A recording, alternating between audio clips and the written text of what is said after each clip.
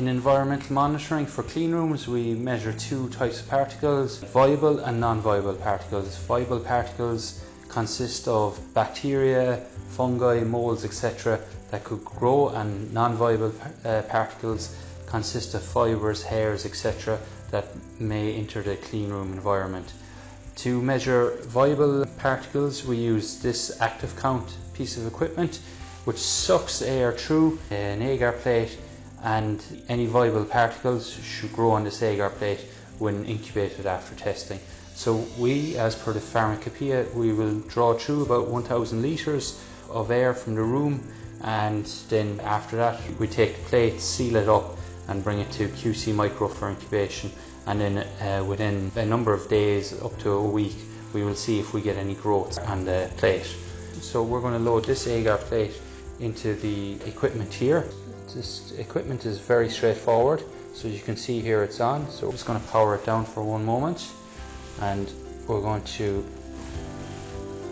turn it back on. So here I click to say it's on. Now to load, so we can remove this outer shell by turning anti-clockwise. We can place our agar plate here, trying to maintain our cleanliness at all times, and we can place here. Note that you do have the option of these little screws here to ensure that the agar plate is firmly in place. We've preset it, so that's not required.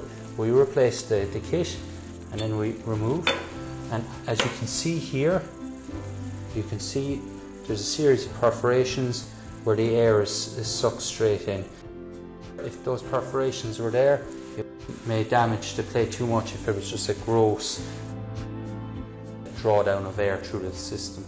So now we're going to start.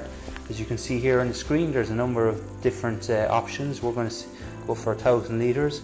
We're okay for battery, we've got about 36% of battery, and you can see there's different options here. In terms of sample logs, we don't have any data recorded at the moment. Your different options for timing.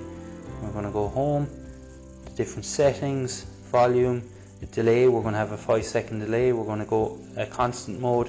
For different operations you may require something other than constant, and then you can select your particular different rooms. So you may have different sampling requirements in different locations for the isolator, the pass-through hatch behind us, in the room itself, and in different grades of room. So we're just going to call that laugh, okay. And then who's the user, so you can select different users. So you may have super user, you may have management, you may have an admin, and then you may have your regular operator, or typically it's probably more someone from QC Micro, an analyst who will come to the clean room and perform monitoring. So now we're ready to monitor. We're going to press play, and in 5 seconds you should hear the sound after the delay. You might put a delay on if you need to walk away from the area.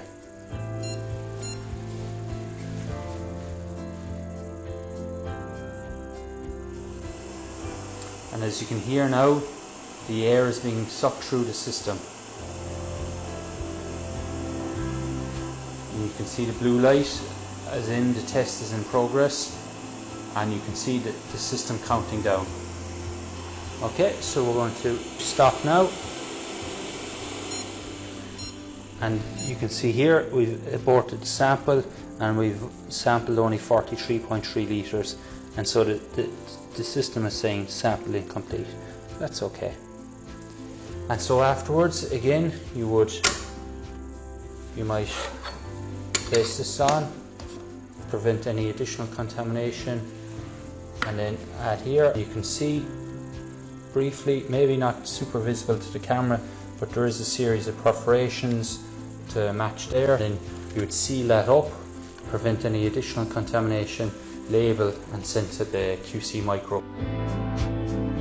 There's a number of growths, and you can see the perforations where the air sucked through, and obviously this is from a room without any level of environmental monitoring or clean room or aseptic behaviour due to the large volume of growths on it.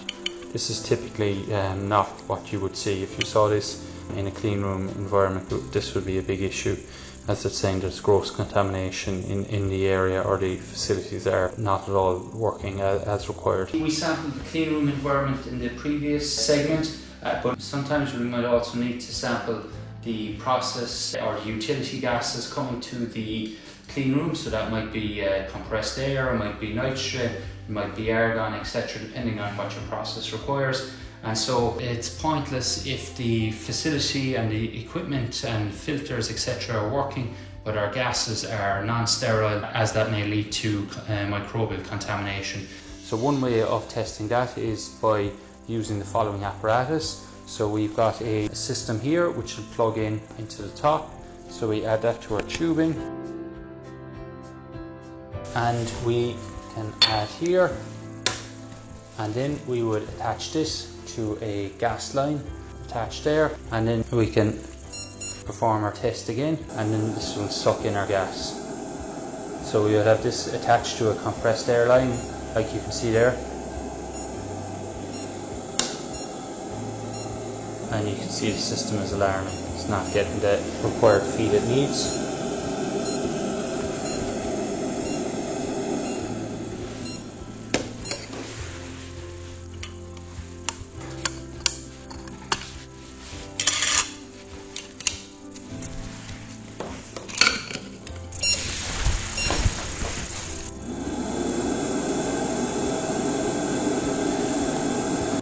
This equipment is somewhat primitive in terms of exporting data.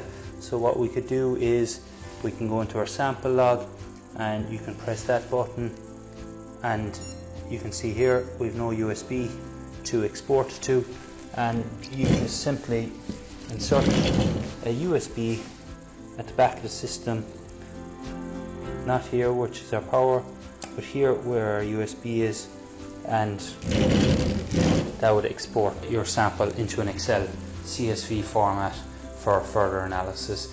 So typically that wouldn't be 21 CFR compliant, but considering this is an academic environment, we didn't purchase that facility. But modern equipment would allow you for a Wi-Fi or network transmission of data to a centralized data log. So that's this piece of equipment.